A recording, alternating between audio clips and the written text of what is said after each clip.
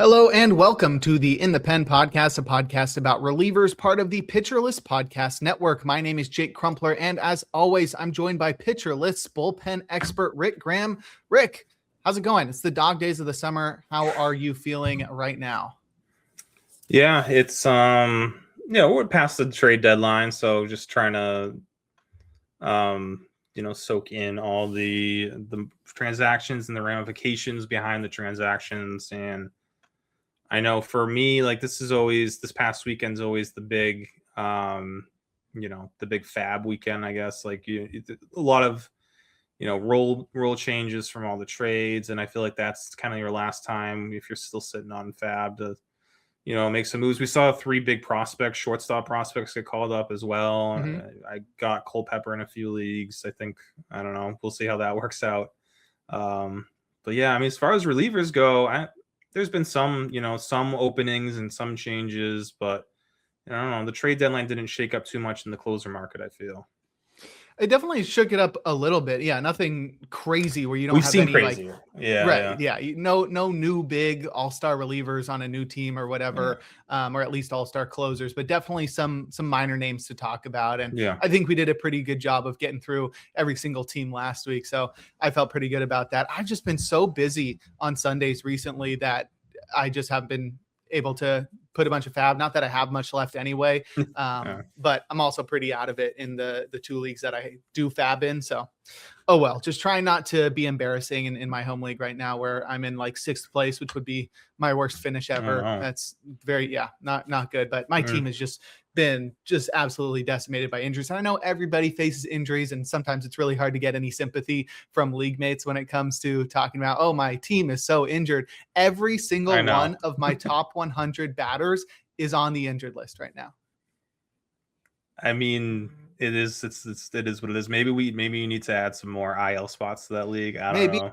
I don't know if that would have saved me though. They're all just done. It's Juan. I had Juan Soto, Brent Rooker, Michael Garcia, Vinny Pasquantino, and Gleyber Torres. And maybe Gleyber was a bit of a reach in the top 100. I know second base was shallow, but all of those guys were on the IL. And I don't have Gleyber anymore because I dropped him while he was injured, and he was injured for a while. So all those guys did not hit. It's been a rough year for me. I also traded for Garrett Crochet, who now doesn't seem to be making it back in a starting role. I got 1 start from him after I traded for him, and it's been pretty disastrous season for me, but you can't win every year. Yeah. I mean, it's better than, I'll say it's better than fantasy football. I know you're not big into fantasy football, but it's, I feel fantasy football, sometimes you can't overcome injuries, especially the early round guys, but in baseball, you can at least piece it together and have a decent, I know there's no playoffs and it's a roto league, but if if you get 6, you can still piece it together and make the playoffs if you just grind on the waiver wire. So that's how I feel I've been doing in the staff league. I was in last place for maybe the first 3 or 4 weeks, and I've just been grinding the rest of the way. I'm now I think half a game behind you, and we're facing each other this week. Yeah. So that's pretty big. If I beat you, I'm in the top 5 now, which sets me up pretty good for the playoffs, but I don't expect to win anything, but in 7th right now. So at least I'll be in this top staff league for another year along with you. That's the important one. Yeah. Just don't get relegated. Yeah. Right.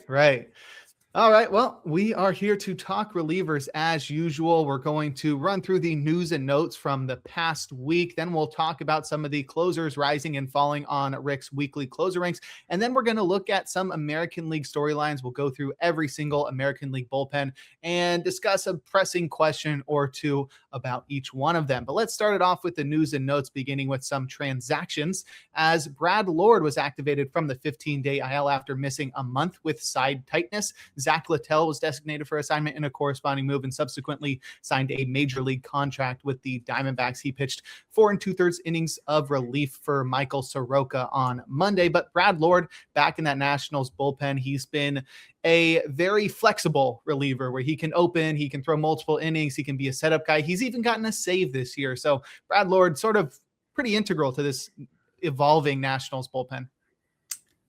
Yeah. And I don't know what his role is going to be now that they've added some pieces. They have new names to work with, new arms to work with there. But I'm sure, he'll be a long guy for them or serviceable in some way or another, but not too exciting altogether. Right.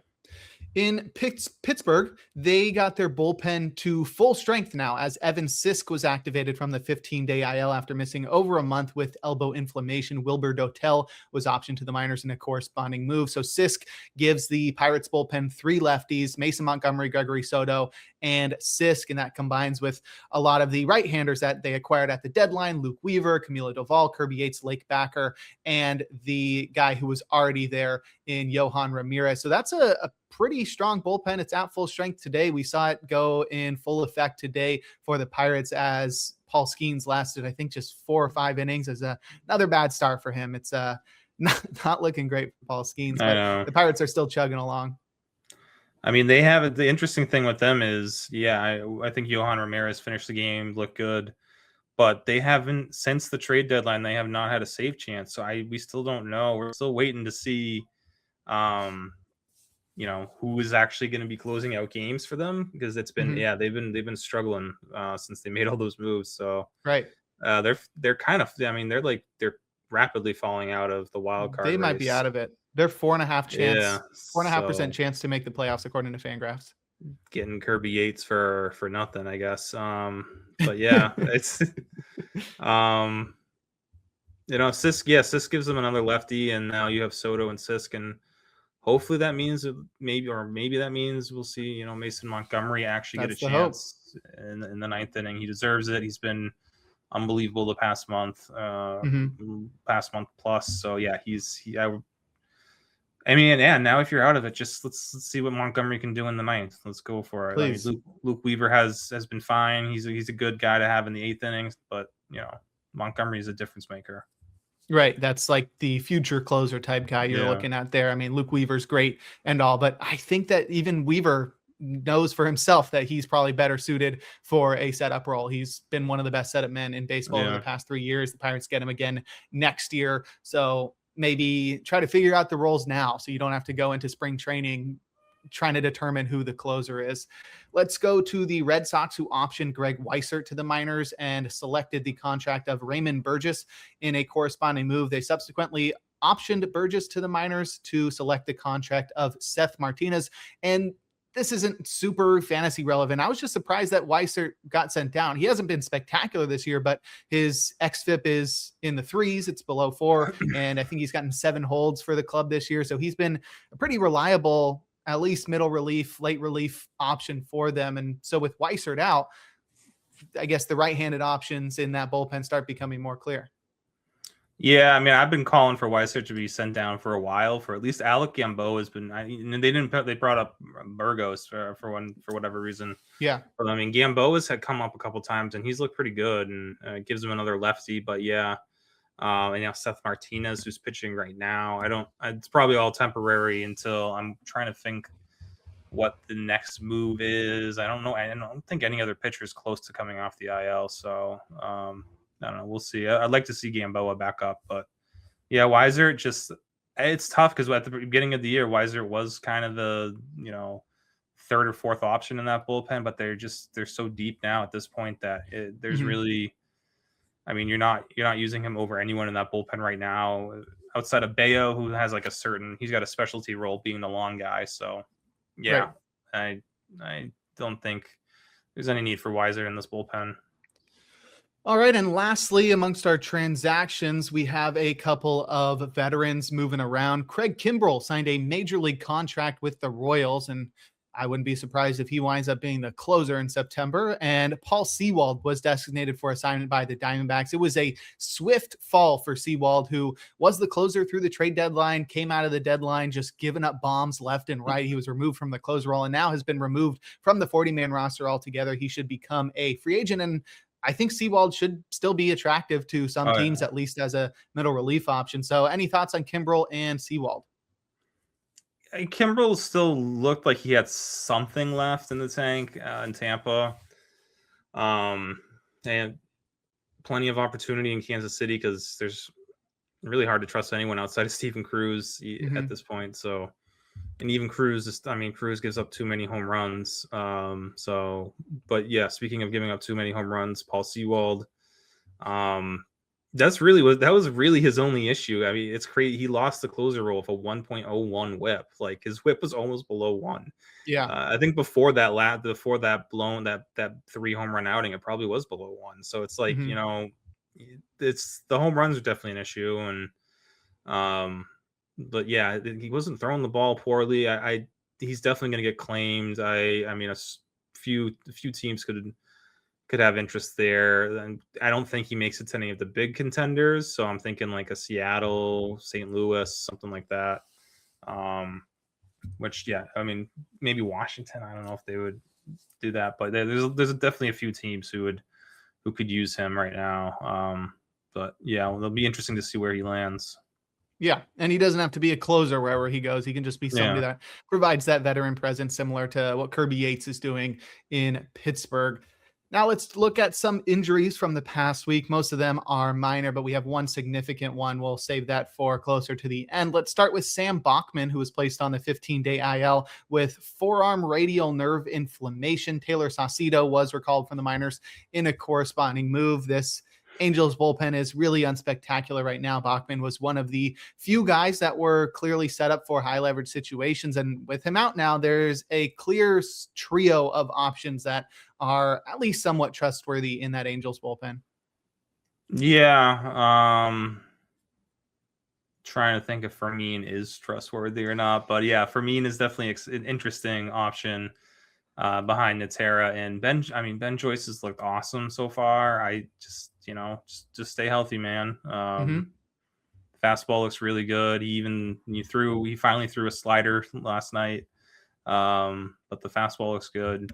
And Natera is just like in another world right now, the way he's throwing the ball. I mean, I really hope they don't mess that up. I'm sure that I don't know how the Angels. I mean, they just fired their whole pitching coaching staff today, Right. so we'll see what happens with Natera. But yeah, that's a. I mean, and with Bachman too, yeah. Like and they just traded Zephyr John. I mean, I know they got a pretty good return for Zephyr John. I probably would have made that deal too, but like they're building something really good in this bullpen at least, at the very least. So there's some hope for the Angels pitching down the road, especially if Joyce can stay healthy for them. Right. Next, Ryan Thompson was placed on the 15-day IL with a strained lower back. Philip Abner was recalled from the minors in a corresponding move. Thompson has had the worst season of his career in 2026, pitching for the Diamondbacks, 4.43 ERA, 16% strikeout rate. He does have 7 holds, though, so he was a significant member of the high leverage situation in Arizona, but that's sort of evolved since then. There seems to be a clear group of guys that they're willing to trust in the late innings. And Thompson was sort of on the outside looking in by August. Yeah, it's been, behind Garcia, it's Murillo and Loaizaga and Ginkel and even Taylor Clark probably ahead of Thompson. So, yeah, they shouldn't miss him too much, but right. The Abner's a lefties, right? So at least the gap gives him another lefty in that bullpen, I guess.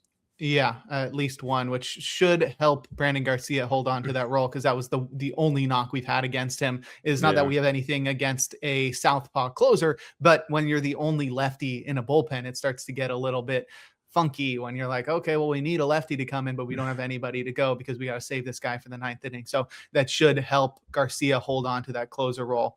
Let's go to Seattle, who placed Cole Wilcox on the 15-day IL with an oblique strain. Nick Davila was recalled from the minors in a corresponding move, and that's about the lowest impact fantasy move we'll talk about today. So let's go right to the White Sox, who placed Chris Murphy on the 15-day IL with a flexor strain. David Sandlin was recalled from the minors in a corresponding move, and then subsequently optioned to the minors so that the White Sox could call up a pair of interesting pitching prospects who are expected to pitch out of the bullpen the rest of the way. We got Hagen Smith and Tanner McDougal. Smith was selected from the minors. He's baseball's number 51 prospect and the White Sox number 2 prospect, according to MLB Pipeline. Hagen Smith was the 5th overall pick in 2024. He's a 22-year-old southpaw who at AAA had a 4.32 ERA, a 35% strikeout rate, but a 16% walk rate as he really struggles with his control. Smith has a 60 grade fastball and a 70 grade slider, according to Fangraphs. And And that fastball, we got a glimpse of it in his debut. He also throws a cutter, but the fastball, 94 to 95 miles per hour, just 14 inches of IVB, a little bit of two-plane movement there, but 1.5 Hava and 7 feet of extension. That's sort of what you expect from a guy that's sort of tall and lanky. I think a little bit like Garrett Crochet-like, but without the velocity. Very similar mix as well. And then Tanner McDougal is the White Sox number 4 prospect. He's a 23-year-old righty at high A and triple A. He has a 3.44 ERA, a 1.15 whip, a 28% strikeout rate, and a 14% walk rate. 60 grade slider, 60 grade fastball from McDougal. What do you think of these two top pitching prospects that are likely to be rotation members in the future, but are currently contributing to the White Sox bullpen? Yeah, I know they both kind of have a reliever profiles, or there's reliever risk for both. I think McDougal could definitely be like a future closer type. And Smith from the left side can be like, basically what we saw from Chris Sale or Crochet as relievers when they were in Chicago.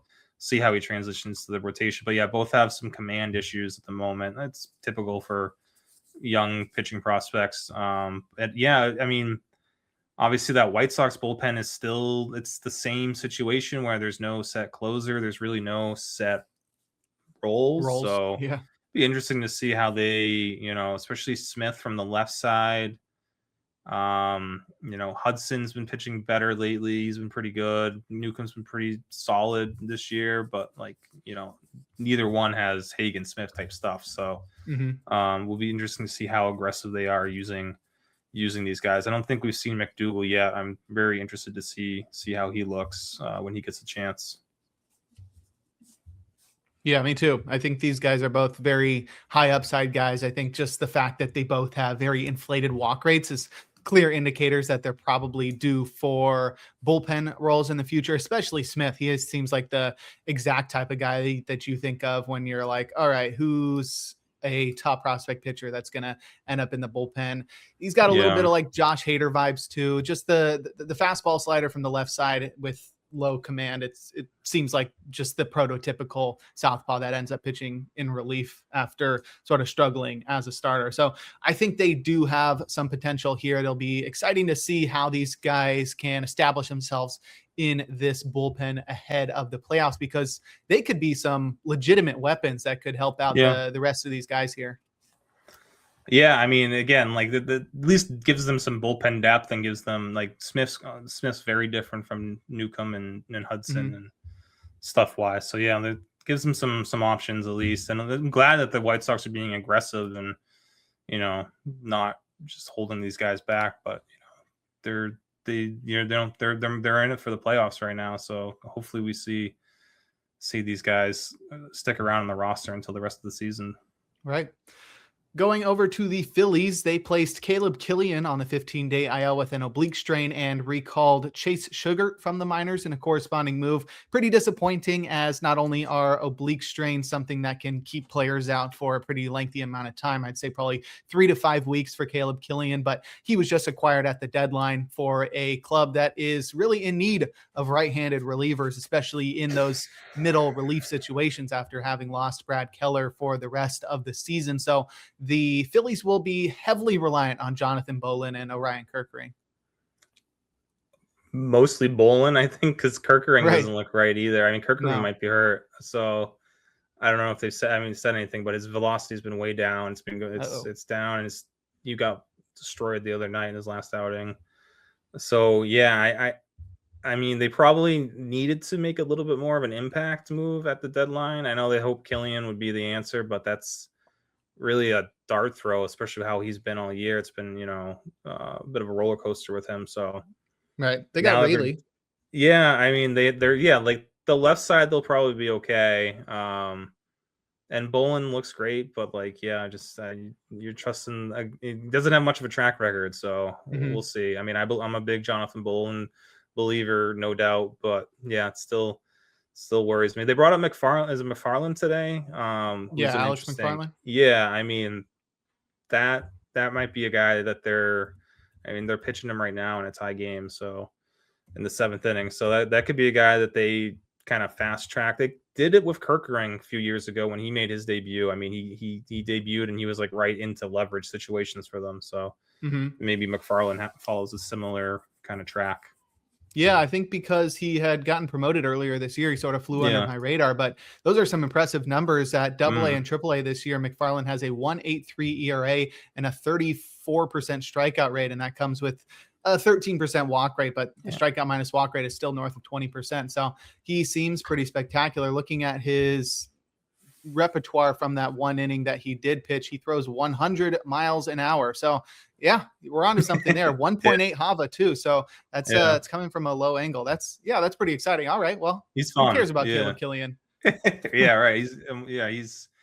He's an interesting guy to watch, and I'm hoping he sticks around this time as long as he keeps throwing well. Yeah. All right. Well, that's Alex McFarland. He could be quickly climbing up that Phillies bullpen ladder. Our most consequential injury from this past week was Devin Williams landing on the 15-day IL with a shoulder strain. Jonathan Pintaro was recalled from the minors in a corresponding move. And given where the Mets are at in their season, given how far out they are from the playoffs, I don't expect them to rush Williams back. Not saying that he's not going to come back this season, but this is not, if this ends up being something that's more than a minimum stay, it would not surprise me. But right now with Williams out, the guy who got the first save opportunity and successfully converted it was Kodai Senga. Yeah. I don't know. You've been the starting pitching guy. What have you been watching? Have you seen any of Senga this year? Yeah. I mean, earlier in the year, it was exciting because he was throwing harder. So that's something that I would be looking for. And he is now. Yeah. Right. So he's up to 97 now. And in the spring, he was throwing like 96, 97, which was exciting. So he's north of 97 now, which is cool because he's the guy with the ghost fork and that's about it. So he always struggles with his command as well. That's always a big issue. We've seen a 15% walk rate this year as he just struggles to throw strikes with his arsenal. But if he's able to get that fastball in the zone to set up the splitter or the forkball, whatever you want to call it, and in concert with that cutter, which gives him that secondary strike pitch, gives him an option that's better versus right-handed batters as well and can jam lefties. He's got the arsenal that should succeed out of the bullpen. It'll just be about how many strikes he can throw. And I think a bullpen role is much more suited for a guy that struggles with his mechanics and his command. Yeah. And I mean, that pretty much is spot on from his outing last night where we saw the fastball velo work for him. The ghost fork got his 2 whiffs. But then the command was shaky. But yeah, there's something there. I mean, there could be something there for him. I guess considering the other options in that bullpen, I guess that's a fun option compared to like Daniel Duarte or Nate Lavender. Jeffrey Yan would have been more fun, but yeah, that's we think we've seen enough. We've seen him to know that his command is way worse than Senga's. So I think if I had to give a comp for Senga of a current closer, it's Emilio Pagan. I think they're very similar, where Pagan's not somebody who's always throwing a lot of strikes. He's got a decent fastball. Senga throws a little harder, but I think Pagan has better shape on the pitch. He also throws a splitter and a cutter. So they are pretty similar pitchers. Yeah, I think I would probably say Pagan has a little bit better command, but I see that the repertoire is very, very similar. It's very similar arsenals. Are you picking up Senga in the majority of standard leagues?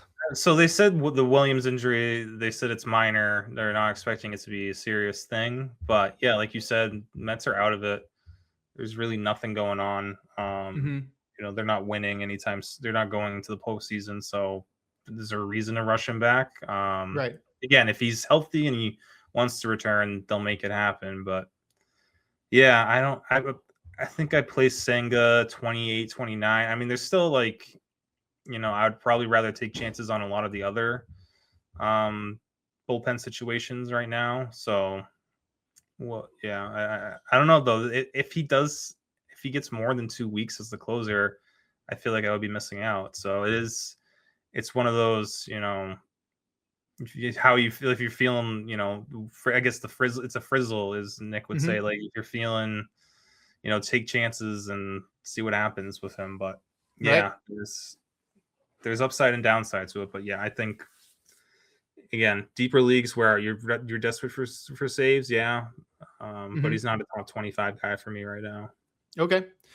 All right, we got a couple more injuries. Sean Anderson was placed on the 15-day IL with shoulder inflammation. I should have grouped this one with the Sam Bachman injury. Sammy Peralta was selected from the minors in a corresponding move. And lastly, Kervin Castro was placed on the 15-day IL with elbow neuritis. And in a corresponding move, Bradley Hanner was recalled from the minors by the Yankees. He's a 27-year-old righty who at AAA had a 2.10 ERA, a 1.17 whip, a 29% strikeout rate, and an 11% walk rate. And I thought it was a bit curious to see Jeff Passan tweeting about Hanner getting called up. I got like he's normally the guy who breaks the big news. Yeah, I need a notification about a 27-year-old reliever getting called up from the minors. Like, his numbers are good, but they're not like otherworldly. I guess he must have just gotten the break on it, and he's going to tweet it. But I was like, why am I getting a notification about Bradley Hanner? He better be really good. I know nothing. I don't know anything about him. Just trying to get some sort of information. He did considers not pitch his today. sweeper his best pitch. Okay, so that's what I got for you. All right, but yeah, I mean, he's low leverage anyway. But we'll talk more about the Yankees bullpen later. Bullpen, yeah, who knows? Right. Very interesting situation. Right. So, yeah. Well, we'll keep him in mind when we get to the Yankees on the AL storylines. Let's wrap up the news and notes with some news from the past week. Justin Martinez will be the first guy we talk about. He's recovering from Tommy John surgery, which he underwent in June of 2025. He is expected to make 2 more rehab appearances before being reinstated from the 68-day IL, which means Justin Martinez could return to the Diamondbacks bullpen as early as next week. In other Diamondbacks news, AJ Puck will remain shut down for the rest of the season. So a guy who was initially believed to be able to return ahead of Justin Martinez. He had the Tommy John surgery with the internal brace, and he had it a week before Martinez. So he was somebody who was, I don't know, pretty strongly believed to be able to return before Martinez. I mean, we thought he would be back in the first half, and he did not make it back at all this season. But June, they were all off season. Like, he'll be back by June, and this is what happens. Yeah, right. Setback. So with Justin Martinez possibly returning next week, is that somebody that you're looking to stash where you can? And is he somebody that may immediately start challenging Brandon Garcia for that closer role in Arizona? I would imagine so.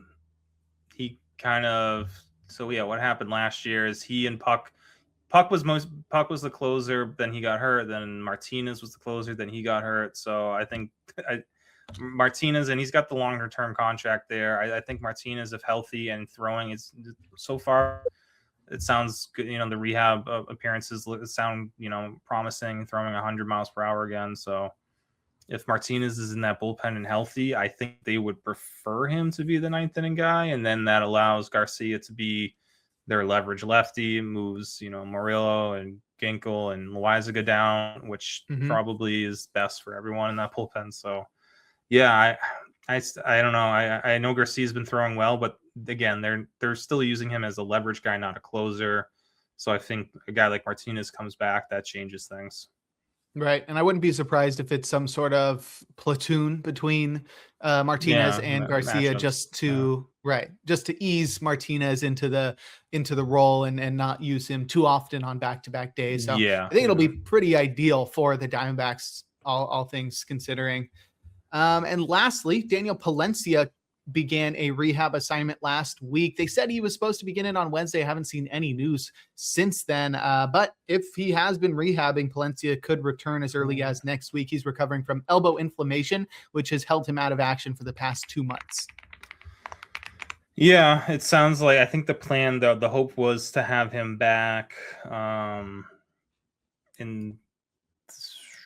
I'm trying to find. So I guess he did make an appearance. He struggled on Tuesday. Today.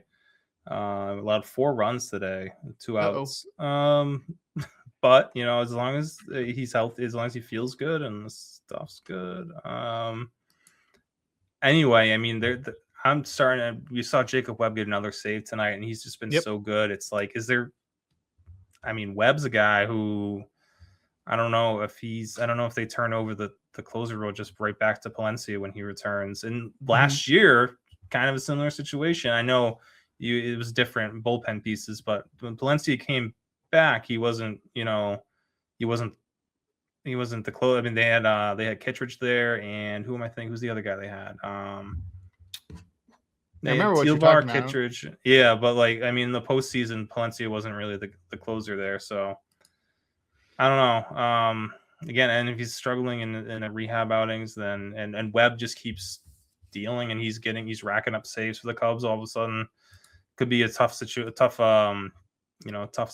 there. But I know I think Cubs reporters and insiders have been like, no matter what, Palencia's getting the job back when he returns. So they had Brad Keller last year. Keller, that's what I'm thinking of. Yeah, that's what it was. Yeah, so like they had guys there, and they have Webb and Zephyr John now. So we'll see.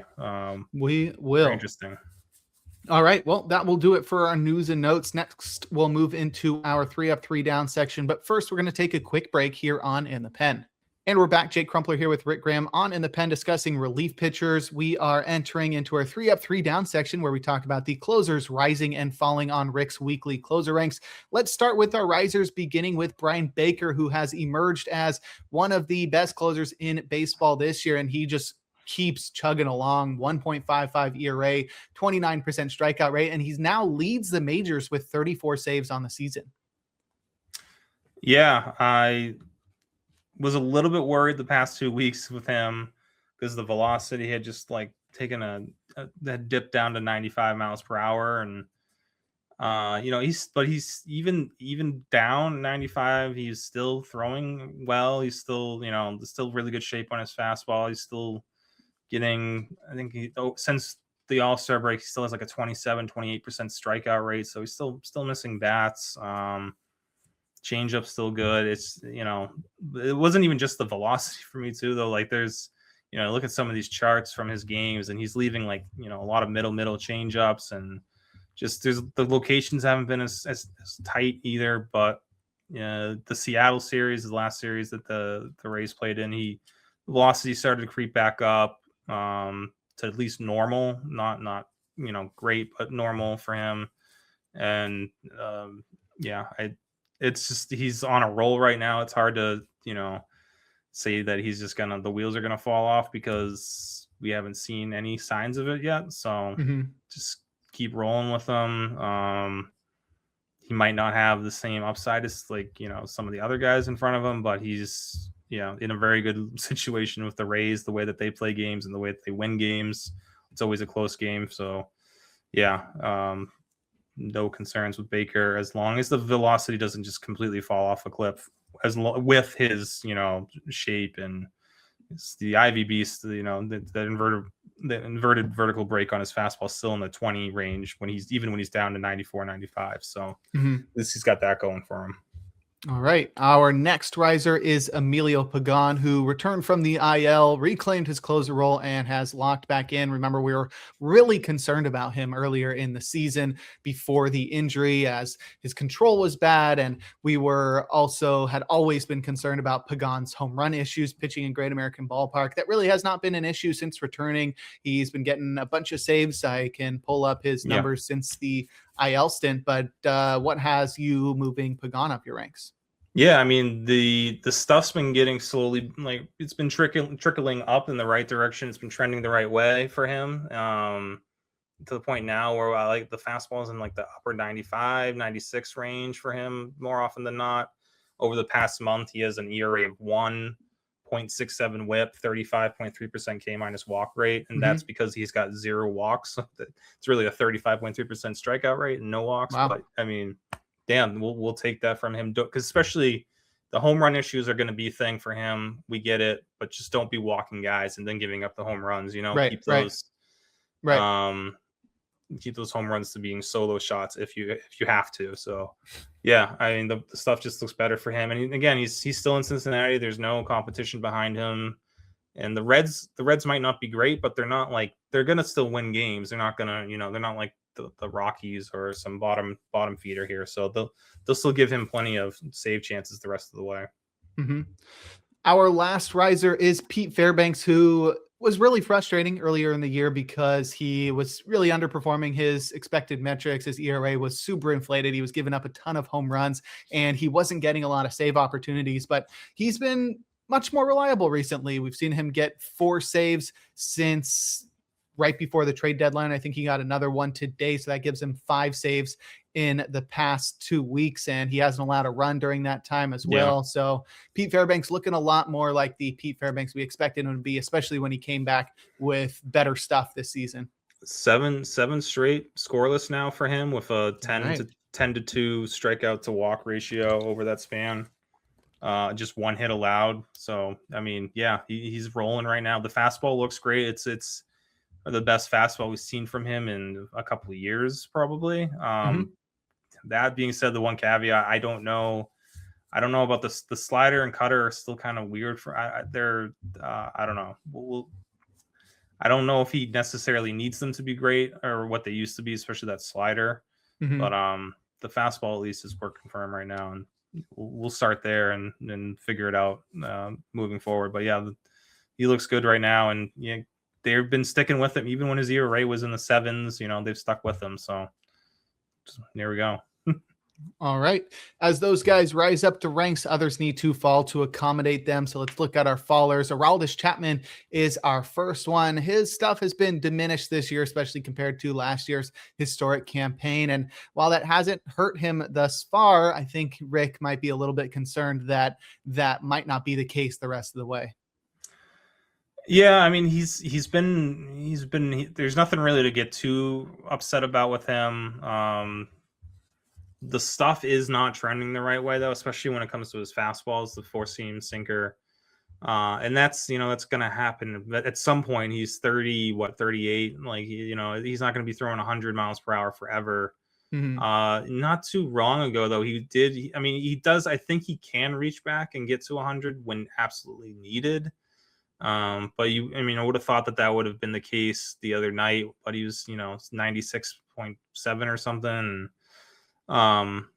It's just, I think we might need to see him throw some, start working in the splitter and slider a little bit more often, which could help him keep hitters off balance, but at the same time might inflate his walk rate again. Now we're starting to look at like an older version of Aroldis Chapman potentially, and gets a little bit dicey. So I still think, he's fine at this point. You're rostering him, you're going to keep rostering him. But there's, probably 10 other relievers or closers I would prefer over him at this point. Or at least 9. You've got him ranked 10th. I got him 10th. Closer ranks. Makes sense. Yeah. All right. Next, we've got Edwin Diaz, who returned from the IL and just immediately started getting the nickname Ed Lose Diaz, which, one of my favorites, especially if he's going to pitch for the Dodgers. But it has not been pretty since he returned. He's allowed a run in all but 2 of his 7 outings thus far. That's a 9 ERA in those 7 outings. He's walked 3 batters while striking out just 6 across 5 innings. And he's also given up a pair of home runs. So not looking like the dominant Edwin Diaz we saw prior to the injury. Actually, he was bad prior to the injury as well, back in his heyday. And, I can't complain because he's on the Dodgers and I roster Tanner Scott in so many leagues. So I would rather him not do super well, but regardless, there's plenty of fantasy managers relying on him, and Dodgers fans and the Dodgers in general are relying on Edwin Diaz. He did bounce back with a save on Monday, but is that enough to change your tune on Diaz? And they're sticking with them. And the save last night, definitely better. The stuff looks better the last 2 outings for sure. The fastball is where it should be or where we want it to be. The slider's fine. It's just the locations haven't been great. The locations were better yesterday, at least with the slider. Left a couple fastballs over the middle of the plate. Still got, he gave up a pretty long fly out, and then the ground ball to end the game was 104 miles per hour. So he's giving up hard contact still, even in this, and it's against the bottom of the Royals lineup. So it's like, I guess we'll take it. It's a small win. We'll take any win at this point, but still concerned. It doesn't do anything to alleviate concerns for Diaz. I think he'll ultimately be fine. I don't think this is like the end of Edwin Diaz being good, but I mean, that being said, Tanner Scott is struggling at the same time as Diaz, which definitely hurts. And I think the quote from Roberts was like, no one else, paraphrasing, like no one else is pitching well. No one else is in the bullpen's pitching well right now. So we're going to keep rolling with Diaz. So I guess that's going to be the case. So he's at least going to still be in that closer role for the foreseeable future.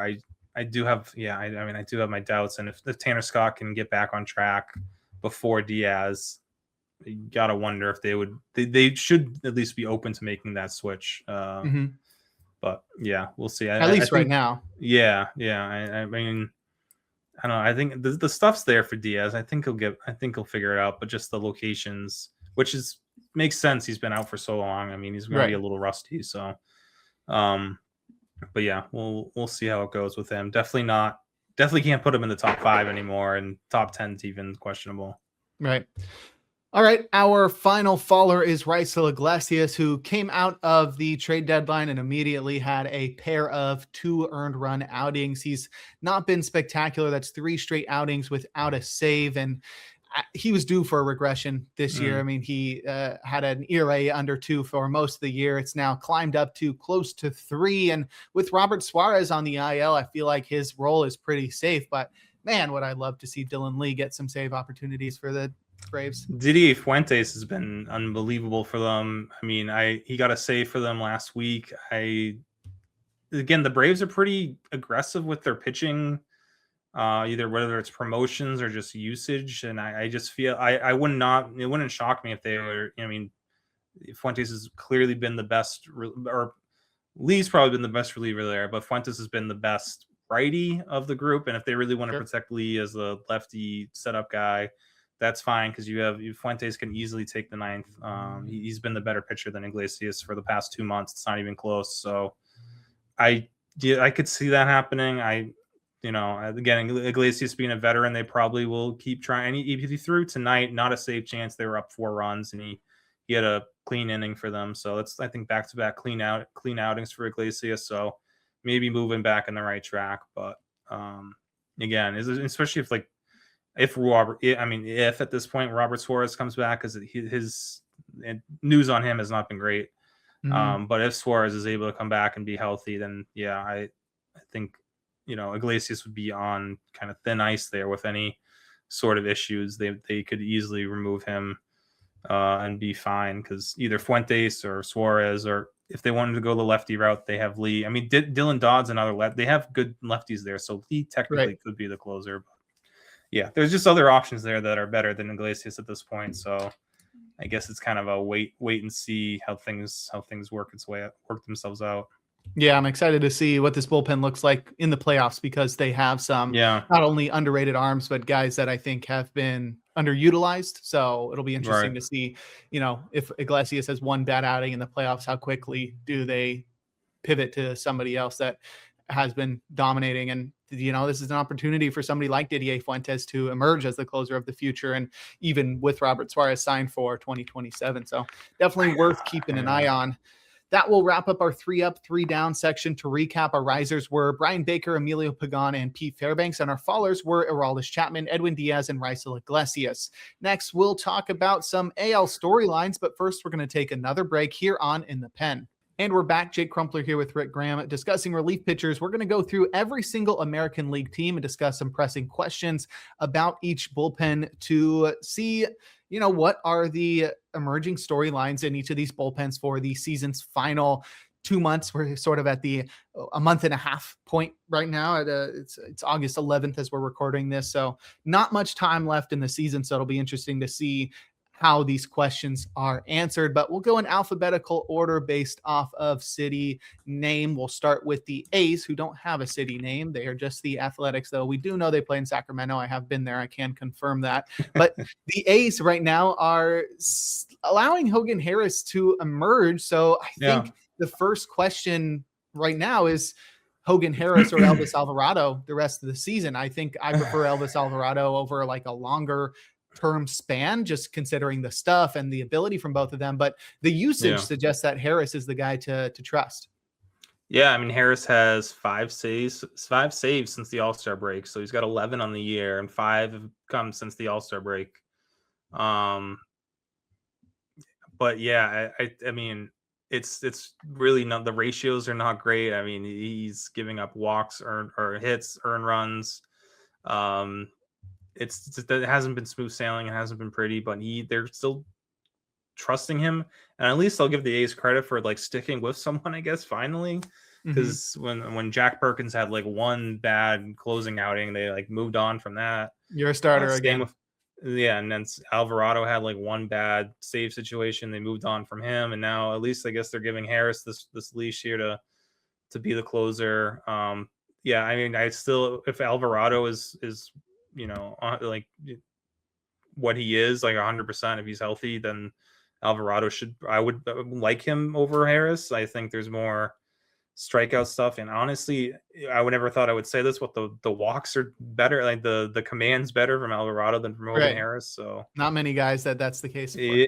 Yeah, so but yeah, they seem to prefer Harris for whatever reason. I still think we could see, I would not be surprised, especially matchup wise, since there's a lefty and righty in that duo. Would not be surprised to see Alvarado get the 9th every now and then, with Harris coming in earlier in the game. So but yeah, I think at least they have those two. Those are the two guys to care about, I guess. And I don't know if there's anything. I don't think there's anything behind them in that bullpen. Right. And that's the other question I had: is anybody going to emerge beyond those two for 2027? It's looking pretty bleak right now. The A's are going to have to really address the bullpen in the offseason, and they did this past offseason. They got Leiter, they got Barlow, they got I can't remember all of them. They got a bunch of veterans that didn't end up really working out too well. And I just don't know if they have any prospects that are going to emerge. I think Seth Johnson and Luis. They brought in Seth Johnson. Yeah, I think that's like the one. That's the one guy. Yeah. Yeah. But yeah, it's pretty bleak outside of that. So probably nobody emerging out of here. Definitely worth keeping an eye on Seth Johnson. But that's the A's bullpen right now. Now we'll move over to the Orioles bullpen. And currently they've got what appears to be a co-closer situation. Yennier Cano and Andrew Kittredge have sort of been flip-flopping roles recently. And I think Rico Garcia is sort of mixing in as well in high leverage situations. So among those three, I mean, who do you have rest of the season? I for one prefer Cano over the rest, but if none of them are going to be used in a traditional role and they're all going to mix around the 7th, 8th, and 9th, none of them are worth rostering in fantasy. I had Garcia last week, and now I'm on Cano, and Cano just struggled in Cano just came into the 8th, gave up a hit and a walk to start the inning. Did get out of it. He got out of the inning. But I don't know. Yeah, they had Rico Garcia warming up. So is Garcia going to get the 9th tonight after he looked terrible yesterday? I mean, that would be crazy, but I don't know. This bullpen has been very, very hard to predict when Helsley has not been healthy. So, and it does, I mean, this is kind of more of an important question because, I know the next part is, will Helsley or Batista return? And it looks more and more like they won't. And if they do, it's like very late in September for either one of them. So we might have at least a month of save opportunities for Cano, Kittredge, or Garcia. And I guess I mean, I still think Cano, even though he got the 8th again tonight, they love Andrew Kittredge. I'm not sure exactly why, and it would be interesting to see who gets the 9th here. Maybe it ends up being Kittredge after all, which if that's the case, I'm not as excited because it's just low upside. But Garcia did not look good last night. The velocity was down. Stuff in general has just been down for him. I'm not sure. He might be trying to battle, pitch through something at this point. But when you see his IVB on his fastball has just been like on a steep decline from April. Not just the velocity, but I mean all of it. So it's something that doesn't seem right with him. All right, let's move over to the Red Sox. And I think we know how the 8th and 9th innings are going to pan out. It's been Garrett Whitlock in the 8th and Aroldis Chapman in the 9th for most of the season, but it's hard to determine how the rest of that bullpen shakes out. What is the pecking order in front of Garrett Whitlock and Aroldis Chapman? I know, because those two guys are locked in the 8th and 9th. As long as Chapman is not, as long as Chapman's not, blowing multiple saves in a row, he should be safe for the 9th. Whitlock's been fine. Slayton kind of was the 7th inning guy, but I feel like Tyron Guerrero's moved into that. I think Guerrero's like the third guy in this pecking order at this point, and he deserves it. I mean, he's been just lights out for them past couple of months, throwing 101, no complaints there. And Eric, but then it's like, where do you put Eric Miller, Slayton still? And Miller, I mean, they traded Marcelo Mayer for Miller to he opened the other day. It's like, all right, we're That's crazy. Trading our former top prospect for an opener. Yeah. But no, I mean, Miller's going to have he's going to get important outs for them in the bullpen as well. But I do think they'll, maybe they feel like him opening for Bayo makes sense in some way. And it's going to be very interesting to see. But I do think Guerrero is the third guy there. And then after that, it is kind of wide open between Slayton, Miller. Even Giovanni Moran deserves some love too. He's been great. Yeah. It is a surprisingly deep bullpen for a Red Sox team that for a bullpen that doesn't have the names that we saw at the beginning of the season. The emergence of Guerrero and Moran and the acquisition of Miller have definitely shaken things up, but definitely makes this Red Sox bullpen a lot stronger moving forward. Let's go to the White Sox, from the Red Sox to the White Sox. And I think the questions are all going to revolve around Grant Taylor and his usage. Is he going to be a traditional closer ever, or is it just a committee the rest of the year? And that'll be interesting to watch in the playoffs. But for the regular season, do you think Grant Taylor ever emerges as that traditional closer like he deserves to be, like the White Sox have hinted at doing, especially with the trade of Sir Anthony Dominguez? Or is it just going to be him, Sean Newcomb, and Brian Hudson being used interchangeably? Yeah, I mean, they used Taylor in the 9th today, so I think it's trending that way. I don't know if I don't know if I would be confident enough to say he's going to get 50% of the saves, but I think it's somewhere between 40 and 50% of the saves for Taylor would be my guess. They used Taylor in the 9th because he pitched the 8th. He came in to bail out. They came in to bail out Hudson in the 8th, but I think they were probably going to go to him in the 9th anyway. I hope so. And I mean, he has not looked as good as it's been like he's been very normal. He's been very average the past month or so. His velocity's taken a big hit. Even still, though, that being said, I mean, I would still take him over pretty much anyone else in this bullpen. Jordan Hicks he's kind of taken a little bit of a step back lately, but I still think there's something there with Hicks as long as he's throwing 101. So yeah, there's other options here, but it would be nice to get some sort of just lock in on Taylor. Let's see how that goes. But they like using him in multiple innings, but I don't know. I don't think we're ever gonna see just Taylor get the 9th inning consistently. Not this year, at least. Yeah, well, hopefully they figure something out. I'll be curious to see how that works out in the playoffs, where you really just want to lock those games down. So I wouldn't be surprised if he ends up being just the traditional guy in the 9th inning. But it's been hard to predict what the White Sox are going to do with their bullpen. Going back to the Orioles, looks like Andrew Kittredge is in for the 9th inning save. All right, let's go over to the Guardians. My question surrounds the quote-unquote youngsters. I say quote-unquote because one of the youngsters I have in there is Eric Sabrowski, who's about to be 29 and is surprisingly older than Hunter Gaddis. But will youngsters Eric Sabrowski, Franco Aleman, Craig Yoho, and Daniel Espino become trustworthy options ahead of the postseason? Because I know the Guardians are going to be relying heavily on Cade Smith and Hunter Gaddis and Colin Holderman and even Tim Herron if they do end up making the playoffs, which is looking exceedingly unlikely. They're at a 27% chance, according to Fangraphs, to make the playoffs. But I think the rest of that bullpen, the rest of those guys that I just mentioned, could really make this bullpen lights out in the playoffs if all those guys emerge as trustworthy options: Sabrowski, Aleman, Yoho, and Espino.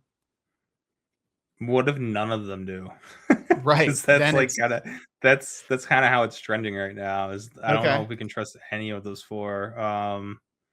Zabrowski just, I mean, the command just fell. It's just not there anymore for him. It's such a shame how good he looked, in April, man. Mhm. Just there's no command. It's gone. Ailman's stuff has been. It was good. It was There was a point where it was good. It's been down for a while now. Yoho has been having big issues. I don't know if he can get away with throwing his changeup 90% of the time. Espino, we haven't seen too much of. Again, that's another wild card. So yeah, it's a team that we used to think that like this bullpen is really deep. They've had deep bullpens in the past. It will be interesting to see what they do, because especially in the postseason, we know how they like to go to the bullpen in like the fifth inning Right. and then go from there. I don't know if they can. I don't know if they'll be able to do that this year. Especially Gaddis has been super untrustworthy. Smith's kind Mhm. of, I don't know. Kate Smith's throwing 100 miles per hour all of a sudden, but the Nice. command is not good. It's like I Yeah. think I just go throw 97 with good command. We're fine there. Right. Stay Um, healthy, my guy. yeah. So I don't know. And then Holderman's been a rock, but like there's a lot of question marks with the guys in between Smith or the guys before Kate Smith at this point. So Right. And what they you need need those someone of guys. those. They Right. need someone there You to. need those guys to step up. Yeah. Our next sort of storyline there is just the extreme usage of both Cade Smith and Hunter Gaddis over the past 3 years and this year alone. As since 2024, Cade Smith and Hunter Gaddis are second and third, respectively, in appearances in baseball, trailing only Tyler Rogers, which, that's like the Gumby rubber Yeah, arm guy yeah, who just can go out and throw every single day because he throws 80 miles an hour. But you talking about Cade Smith throwing 100 miles per hour. yeah. So I think you're going to need guys to emerge for not only to take the pressure off these guys from throwing every single day in the playoffs or down the stretch, but also because we're likely to see those guys struggle the rest of the way as they've been used so heavily over the past 3 years. Yeah, one of those guys, especially like the youngster group of Alleman Mhm. and Yoho and Espino, one of those dudes needs to step up. Hopefully, and then you get Sabrowski to at least get some of his command back by the end of the year. Then I'd feel a little bit bad. I'd feel better about this bullpen. But yeah, Mhm. they're not there yet. They need some help here. All right, let's go over to the Tigers. And I'm curious how close Kenley Jansen gets to 500 saves. I mean, he's not catching Trevor Hoffman or Mariano Rivera likely in his career, but he is still getting opportunities. He's still not been terrible. 3.82 ERA this year. He's still striking out some guys, 29%. He does record saves as well. He recorded his 14th save today to give him 490 saves. How likely do you think it is that Jansen gets to He's 500 at before the end of the year? he's at 490. You said. Yeah. Yeah. He's not going to get 10 more the rest of the way. No, I mean, he I didn't could, think he so. could, but He could, but it's unlikely. yeah, Less than 50%, you'd say? yeah, like 35%. So that Okay. gives him. I mean, he'll be back next year. Mhm. Maybe just for a month. I don't know, but like, yeah, Just to get to he wants. 500. Yeah, he wants to get to 500 at this point. I mean, Right. I would. I mean, yeah, like that close. Mhm. Um, but yeah, I mean, the Tigers go on a little run here. Anything can happen. So, Mhm. 10 save. If yeah, I mean 10 saves isn't out of the question No, for but a he's only month got plus. 14 for the whole year. I know. I know. And he was only on the IL for like it was only like 20 days, right? So it wasn't Yeah. even like he missed that much time. No. And there is But no competition though, and I mean, that's sort of the yeah, concern about this like bullpen. Do they have he's enough guys to sort of hold the leads to get not only Kenley Jansen those save opportunities, but also to get the Tigers to the playoffs? yeah, and I mean he got the save tonight and he was not good in that save opportunity, but it's not like he's gonna lose the job Right. because of this outing, or I mean there would have to be a lot that would have to happen for him to probably uh, give that. I don't even know who. I mean, you can't trust Kyle Finnegan at this point, so I'm not really sure who they'd even turn to.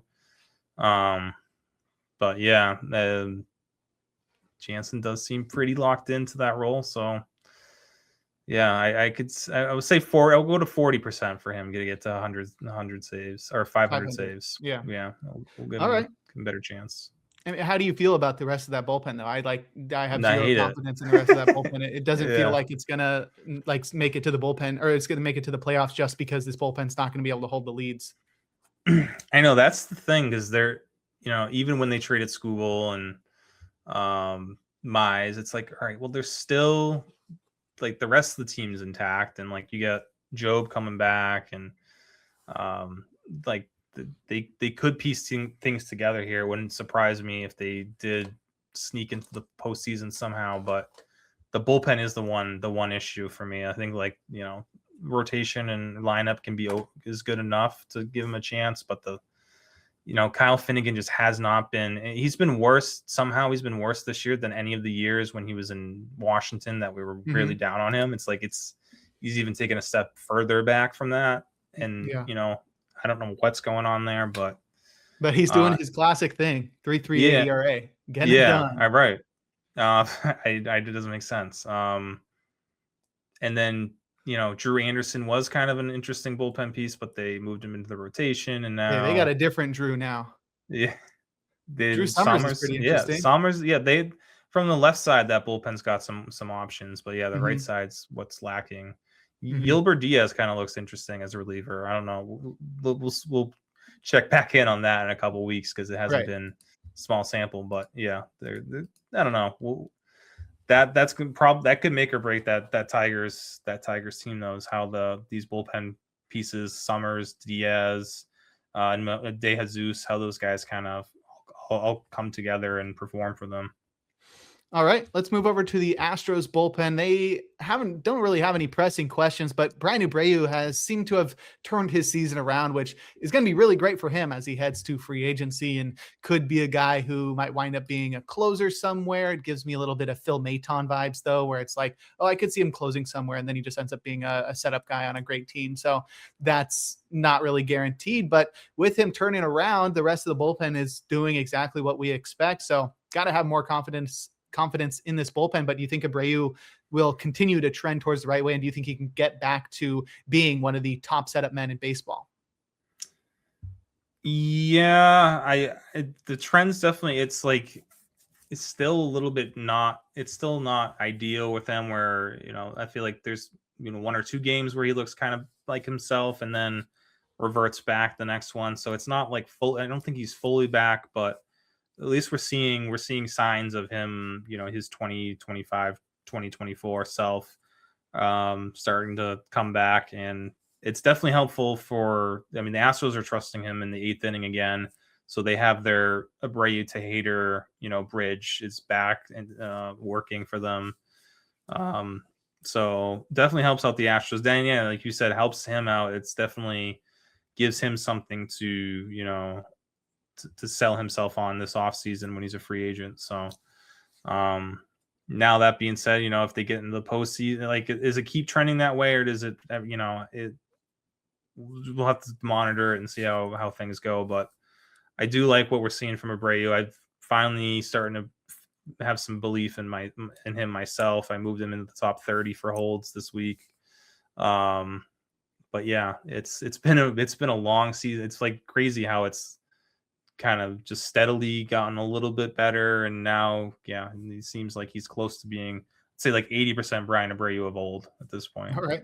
Well, they're going to need him to be pretty close to 100% because they do not have many reliable right-handed relievers in that bullpen. And the Astros are looking like they are headed for the playoffs for another year, as the rest of that AL West is pretty disastrous. Let's go to the Royals, which has been a bullpen we've talked about a lot recently. Right now, it looks like Steven Cruz is emerging as the closer, but Nate Pearson, of course, got a save this past week. And I think even more so than the question about Steven Cruz being the potential closer of the future, will manager Matt Quatraro ever figure out how to manage this bullpen or how to manage a bullpen in general?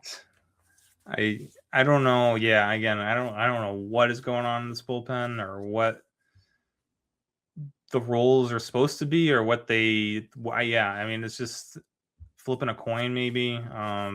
But Cruz has definitely been the most consistent option for them, and I know The home runs are still an issue for him. But they're all the other options in that bullpen just don't line up with him, his stuff, and just the way he's been pitching this year. So, especially now that Daniel Lynch is not in the bullpen anymore, which is just like another hilarious thing. Oh, he's just full time in the rotation now. I thought he was just opening. No, he's in the rotation. Who is running this organization? I don't know. Terrible. This guy had an 8% strikeout rate for like the past 3 months as a reliever, and they're like, yeah, this is gonna work out in the rotation. Yeah, great. But it's Cruz. I mean, Pearson's interesting. It was definitely when they made the move to bring him in, and then they brought in Kimbrel too. So I'm sure we'll see Kimbrel, like you said, we'll see Kimbrel getting saves in September. I'm sure. What's the likelihood he gets to 500 saves? What's he? I mean, do you know where's he's at 440? Right, 0. Come on. Kimbrel, they don't even have 60 games left. I mean, this has got to be either his last year, or I mean, it's got to be close to the end of the line for him. Hey man, if I keep getting major league contract from big league, sure, I'm gonna stick around. And yeah, I mean, there's still something in the tank there. I don't know if it's anything. There's something that's better than a lot of other relievers in baseball right now. So yeah, I mean, is Cruz the closer of the future? As of now, yes, because there's really not much else there, unless it's I'm thinking of a starter turn to reliever. But nothing really rings a bell there. So yeah, I'd say he probably is. And it's not the worst thing. I mean, Jonathan Bolin should be the closer of the future, but they messed that up. So I think Cruz is a solid option for them. I mean, they could always. I mean, we'll see. They've had weird off seasons recently where maybe they'll spend some money on a closer. Maybe they'll bring back Carlos Estevez. But yeah, we'll see. Right. I forgot that he's still around, but he's going to be a free agent after this year. I believe he has a team option that I can't imagine gets Come picked on, up, but bro, they're definitely going to pick that up. They love Carlos Estevez. It's a team club option for $13 million. There's no way. There is no way. But the Royals, all they've done is do things that make me upset. So I would not be surprised if Carlos is back. They're not going to pick that up, but then they're going to give him like a 2-year, like $12 million total to come back. Nice. They'll give him something to come back. Yeah, gotta bring him back. That's the closer of the future, Carlos Estevez. All right, let's move over to the Angels. Another sort of beleaguered bullpen, but they're trending in the right direction. I sort of am glad that John Mozeliak is at least trying to do some stuff with this ball club. Harry Manassian sort of ran it into the ground a little bit, and Artie Moreno has been running it into the ground for decades. So right now, Ben Joyce is back, and do you think he has enough to establish himself as a 2027 target? Because this was a guy, I think, heading into 2025 that we were targeting as, this is an under the radar guy who doesn't necessarily have the closer role right now, but out of nowhere, he could get it. He is one of the hardest throwers in baseball. Yeah, I mean, he looks great right now. It's been 3 games. I just need this to stay, just have him, do this for the next month and a half or whatever, can keep him healthy. If he gets a normal off season, heading into next year, even with Sammy Natera, he might have more of a competition there. But either way, they're building something.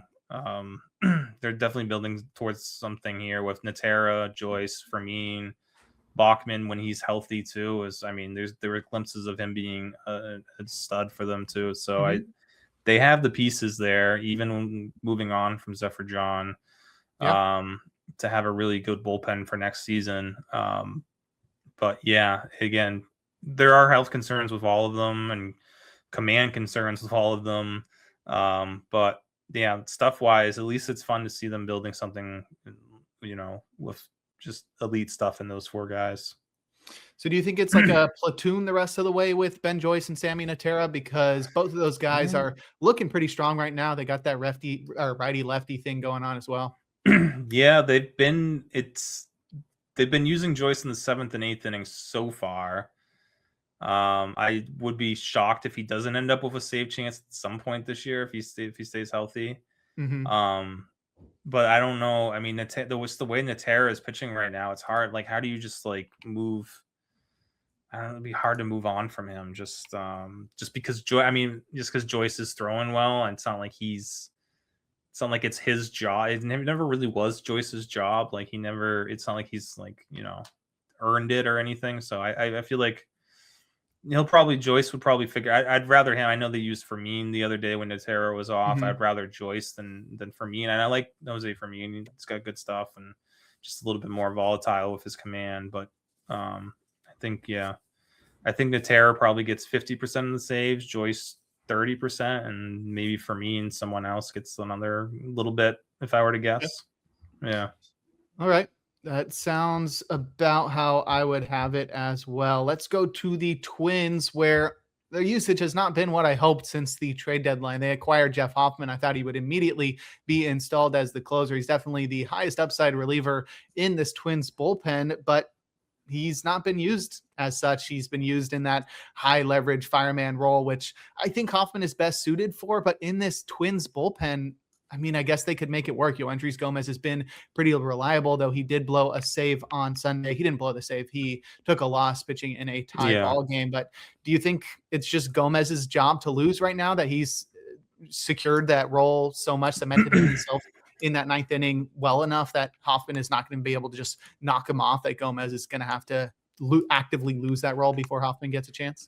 That's what it seems. That's what it seems like. It seems to be how they're playing it, and I guess that's fair. But I at the same time, I feel like it wouldn't take a lot for Gomez to lose the job and for Hoffman to sneak into that role. This could be one of those situations where the front office kind of wants Hoffman in the closer role, and the manager wants to stick with his guy. I mean, Gomez hasn't really done anything to lose the role. He hasn't been great, especially recently.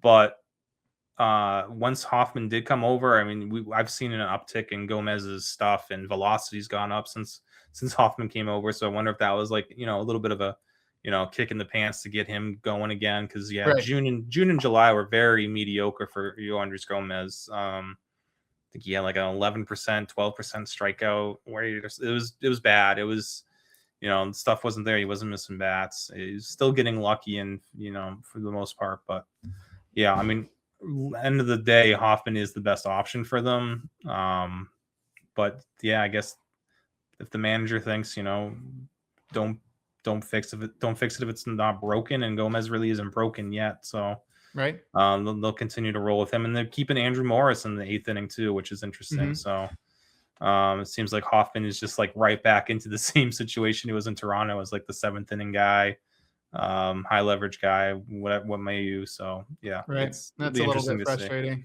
Yeah, for sure. But it's got to be frustrating for him too. It's like thinking you probably you're getting into a better situation. Yeah, And then you're I'm just, free. Nope. yeah, now you're, at least it's not Louis Varland in the 9th. It's Yoendrys Gomez. So there's Yeah. there's a chance there for Hoffman to It get is back. not insurmountable for Jeff Yeah. Hoffman. Now we'll go to the Yankees bullpen. And the question here is, will they regret not only not adding anybody at the trade deadline, but selling at the trade deadline, trading away guys like Camilo Doval and Jake Bird, and they dealt somebody else that I can't remember right now.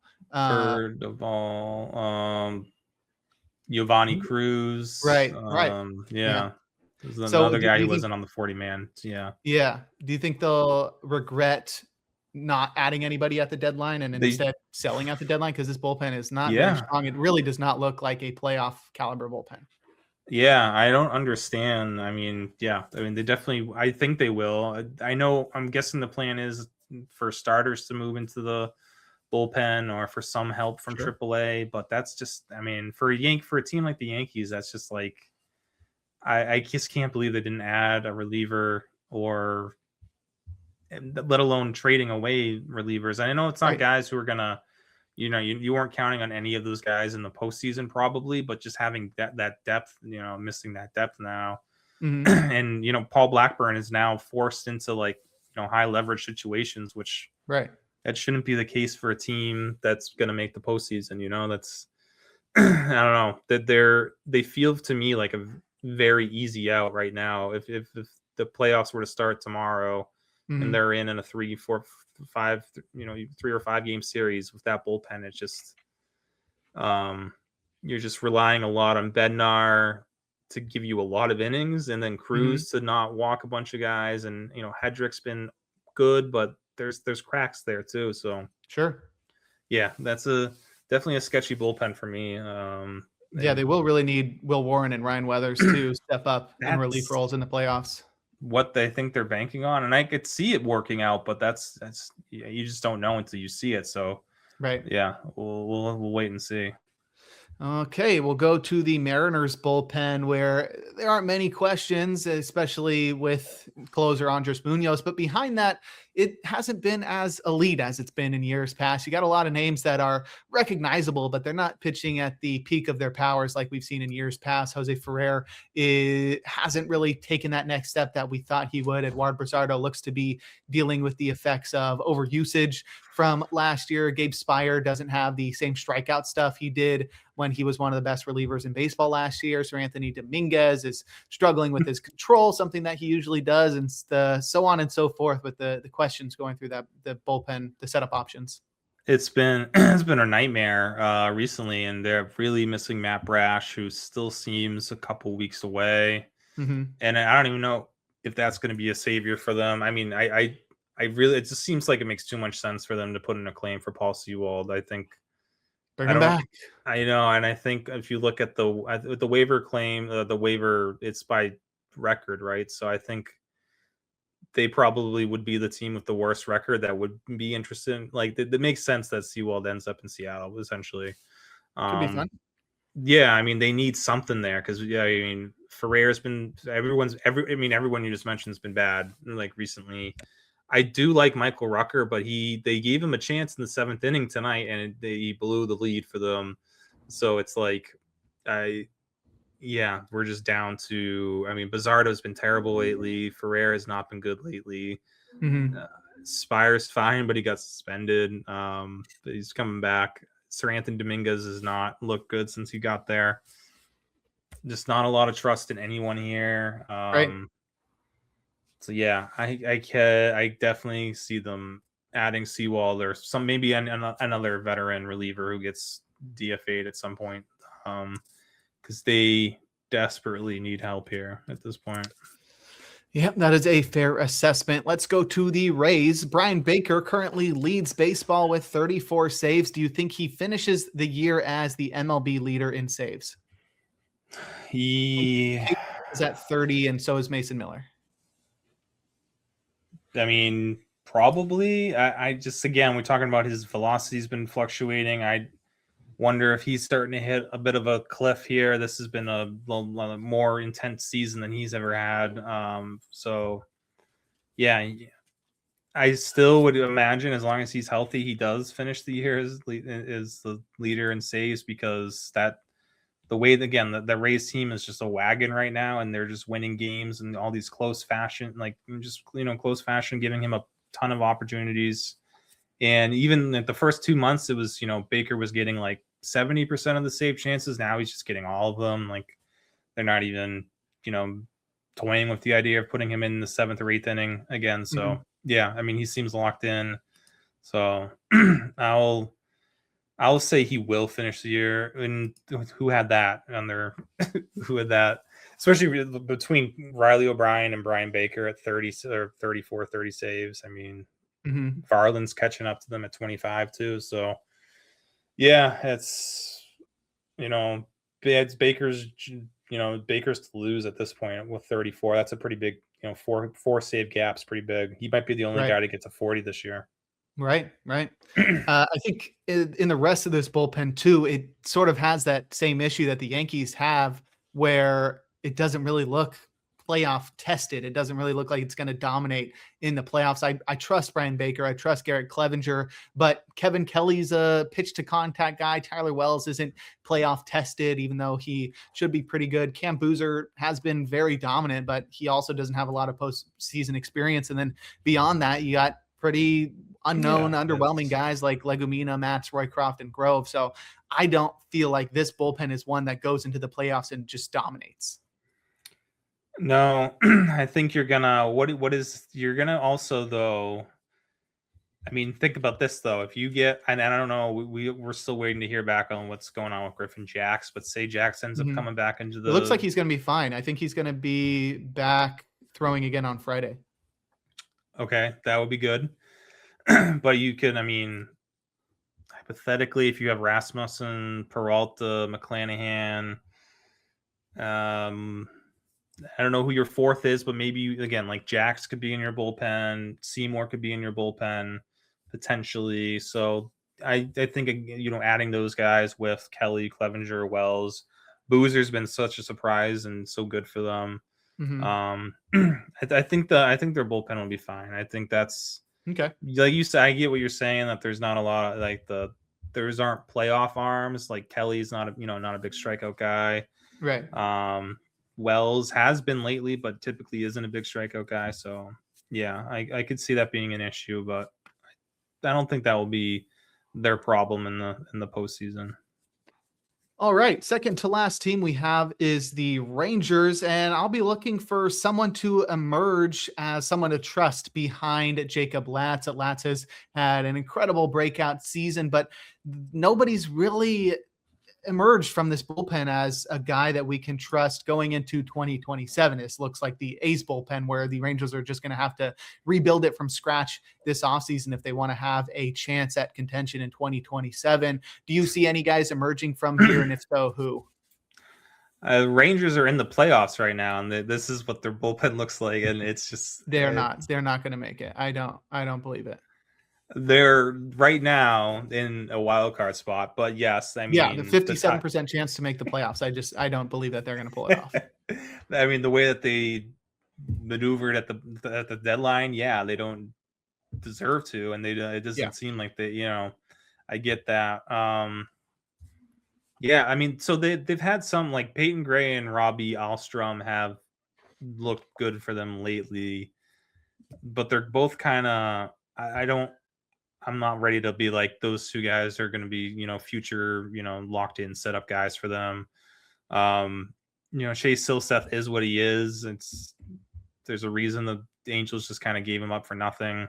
Mm-hmm. And then behind that, it's, the journeyman, veteran guys that they have there. So yeah, it's like Gray and Alstrom and Cole Winn isn't really interesting. Robert Garcia still exists. I guess he's still here. I don't know if he's going to pitch this year or not. But that was a guy that they had high hopes for, obviously. It would be nice to get him back next year and especially if Latz sticks in the bullpen as the closer, giving them Garcia to be a left-handed setup guy for them would be nice. I'd take him over Alstrom when he's healthy. But yeah, right hand. I mean, is this going to be the off season? They finally put some money towards bullpen help or some sort of, even if it's a trade, just putting some sort of something towards helping that bullpen out, because I mean, they're lucky that Latz is what he is, because I don't think, that they definitely did not plan on Jacob Latz being this dominant closer. So yeah, they lucked out there, but now build on it and give him some help.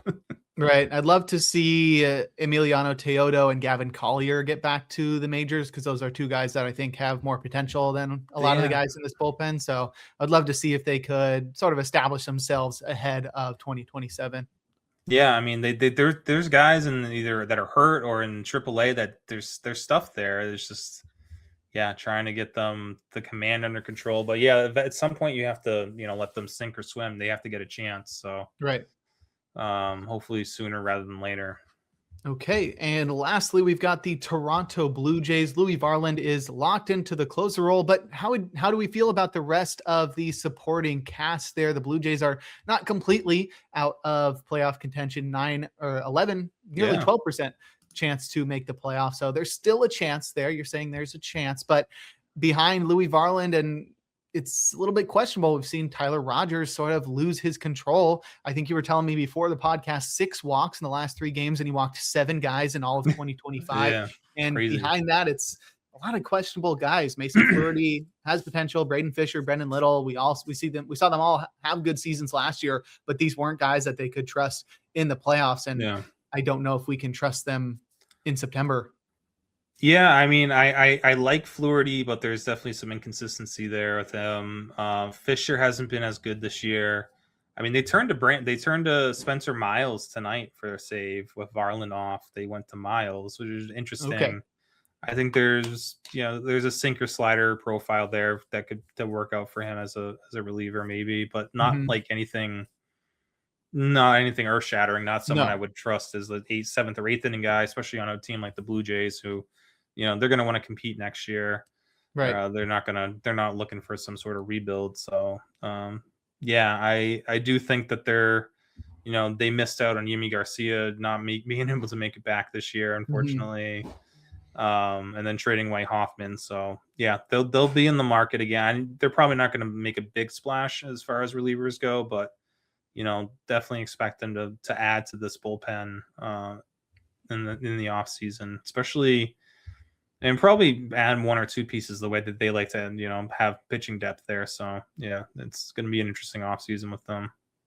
All right. Well, that will do it for this episode of the podcast. We just made it through every single American League team. Next week, we'll talk about the National League storyline. So if you, the listener, have any pressing questions you have about a National League team, feel free to reach out on Twitter or on the Pitcher List Discord. We will either answer that question via the question wherever it's asked, or we'll answer it on the next podcast. So if you are looking for some National League storylines, we've got you covered next week. But Rick, why don't you go ahead and plug your social media and let everybody know what you're working on? Yeah, you can find me at I am Rick Graham on socials. Currently working on same things as usual with reliever roundups daily, reliever streamer daily, and every Tuesday night putting out the save plus holds and holds rankings. We got a couple more weeks though, I know we're getting close to playoffs and fantasy leagues, so Mm-hmm. yeah, it's kind of at that point where it's make or break for some of these relievers, and especially when you're trying to stash guys on an IL at this point, it's like outside of Palencia, I don't know, Devin Williams, I guess now maybe it's Justin like Martinez. Justin Martinez, yeah, maybe like those are. It's kind of all the only guys I'm interested. I think Helsley at this point we're moving on from. Right.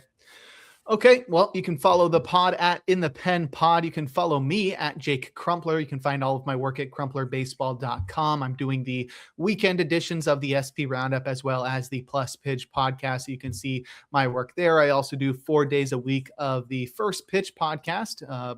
Both of those podcasts you can find on the Pitcher List Podcast Network. You can also find more of my work over at baseballhq.com, where I do playing time analysis for the Giants, A's, Diamondbacks, and Angels. And that's everything. You can find all my links to all my work at crumplerbaseball.com. But yeah, got plenty on my plate right now. But that's going to do it for this episode 171 of the In the Pen podcast. We'll talk to you all next week.